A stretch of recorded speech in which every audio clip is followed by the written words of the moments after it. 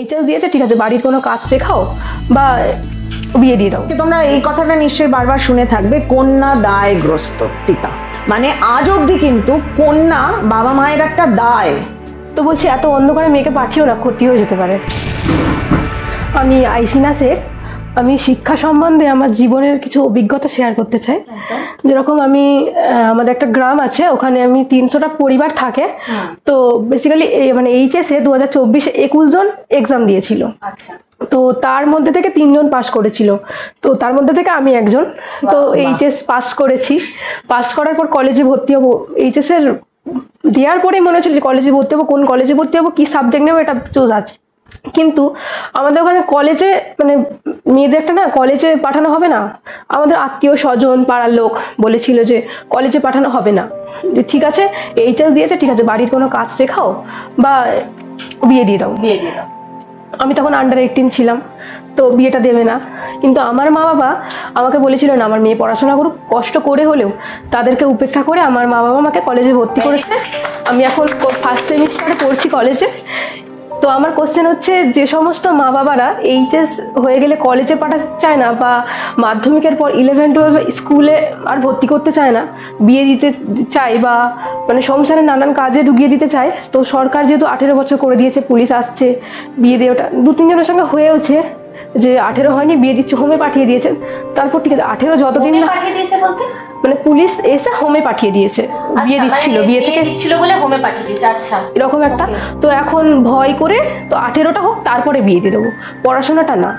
তো কলেজে পাঠাতে চাইছি না কেন, এটা কি খামতি রয়েছে মা বাবাদের বা সরকারের থেকেও?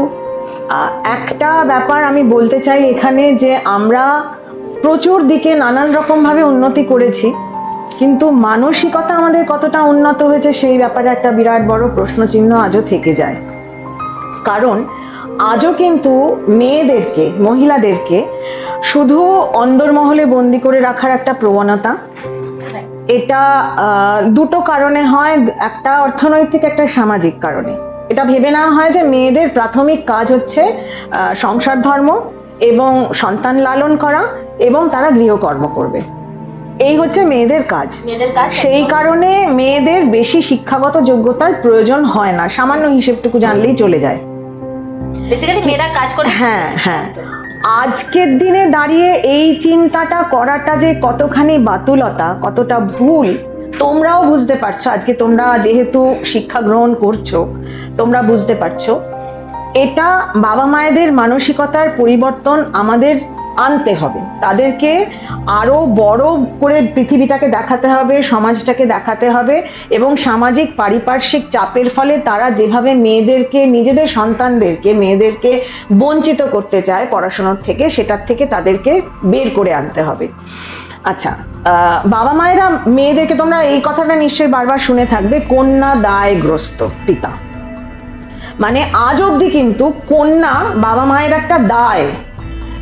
যতদিন না তার বিয়ে করানো হচ্ছে, বিয়ে দিয়ে দেওয়া হচ্ছে, একটা সুপাত্রে বিয়ে দিয়ে দেওয়া হলে দায়মুক্ত হলো বাবা মা। তো কিছুটা তো সেই কারণে হলেও বাবা মা চায় না যে ছেলে মেয়েরা বিশেষ করে কলেজে যাক, উচ্চশিক্ষা লাভ করুক, তারা বিয়ে দিয়ে দিতে পারলে নিজেরা দায়মুক্ত হয়ে গেল। দ্বিতীয়ত আরেকটা চিন্তা কাজ করে এখানে, যে যদি আমার মেয়ে বেশি পড়াশোনা করে ফেলে, তাহলে তার জন্য সুযোগ্য পাত্র আমি কোথা থেকে খুঁজে আনবো। সে তখন চাইবে তার সমকক্ষ একটা পাত্র। আমাদের হয়তো সমাজে আমাদের সেরম অতখানি উচ্চশিক্ষিত পাত্র আমরা নাও পেতে পারি। এই একটা টেন্ডেন্সিও, এই মেন্টালিটিটাও কাজ করে বাবা মায়েদের। অনেক মেয়েরা যার জন্যে মানে কলেজের করিডোর পেরোতে পারে না, যায় না। তোমরা খুব লাকি, তোমরা খুব ভাগ্যবান যে তোমরা সেই সুযোগ পাচ্ছ। বলেছিল যে এনসিসি করে না, করলে কিছু লাভ হবে না, বেকার, ওকে সেই তো বিয়ে দিয়ে দিতে হবে, তো বাড়িতে ওই খুন্তি নাড়তে হবে, এরকম একটা ওয়ার্ড বলেছিল। মাকে এসে রিসেন্টলি এক্সাম দিতে গেছি, এনসিসিতে বি এক্সাম, সেকেন্ড ইয়ার আমার এখন। এক্সাম দিতে গেছি ভোরবেলা 4:30টার সময় আমি যাচ্ছি, ওখানে তখন অন্ধকার, এরকম। সেটাই তো সমাজের মানে বলো যে এনসিসি করলে আমি সবলা হব, অবলা থেকে সবলা হব, সুতরাং রাতের অন্ধকার আমার আর কোনো ক্ষতি করতে পারে। তারপর যখন আমার রেজাল্ট বেরিয়েছে কালকে, তো ওখানে এনসিসিতে আমি A গ্রেড পেয়ে পাস করেছি। তো মা যখন আজকে সকালে গিয়ে বলছে যে রেজাল্ট বেরিয়েছে, আমার মেয়ে পাস করেছে A গ্রেড পেয়ে, তখন মুখটা বেঁকিয়ে চলে গেল। আমাদের সমাজটা এরকমই আছে, পরের উন্নতি দেখতে পারে না। একদম। এখন দেখো, 2 দিন আগে মক ড্রিল যেটা হয়েছে আমাদের, সেটাও কিন্তু মানে পুরো অপারেশনটা লিড করেছে মেয়েরা। একদম। তো সেখানে আমরা দাঁড়িয়ে এয়ারফোর্সে মেয়েরা কি না করছে,